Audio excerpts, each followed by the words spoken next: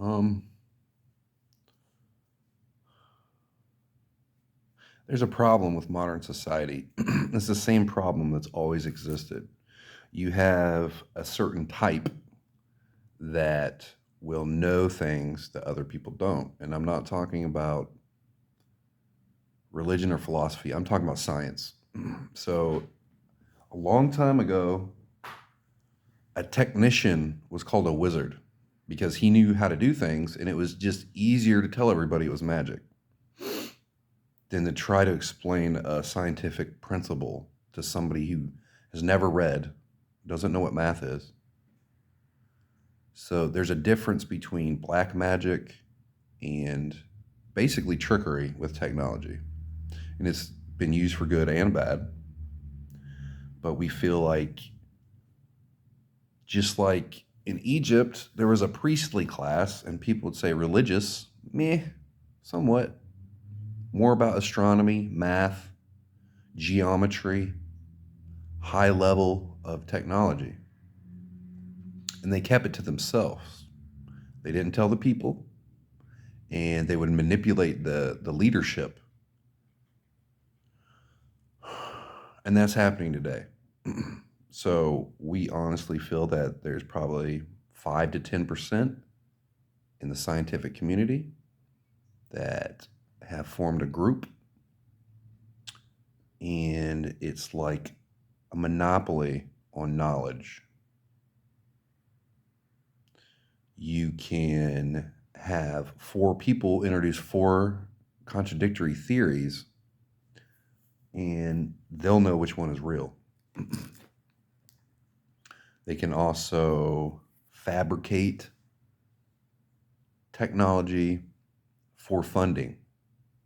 They can fabricate, say, so let's take a 4-star general, for example, and a technician. That general doesn't have much to go on except what he tells him. So it's a way that they can manipulate, control, and it's one more group in a group of groups that are destroying this planet. So a lot of us are operating on theory. So when they introduce a theory, they can always have a way out. They can say, well, we said from the beginning we didn't know. And you have to look at politicians, military leaders, teachers,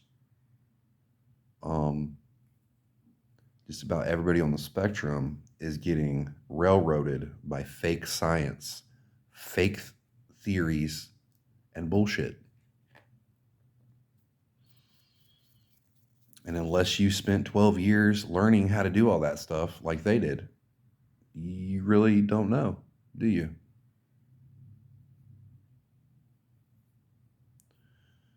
We're not saying Mikey Okeku is part of it, but we don't like how he tells people a higher tech group would look at human beings as ants. A higher tech group has only reached high technology because they made different choices, and they would obviously see a sentient being as a sentient being, no more, no less. And you have to understand, technology is not linear. If I had 10 civilizations and I said, go, and say there's 3,000 different technologies, each civilization is going to find different ones. And when you put them back to, when you compare them, they might have a few that are the same on different levels. They'd be different levels of advancement. But then every single one is going to have something that the other doesn't.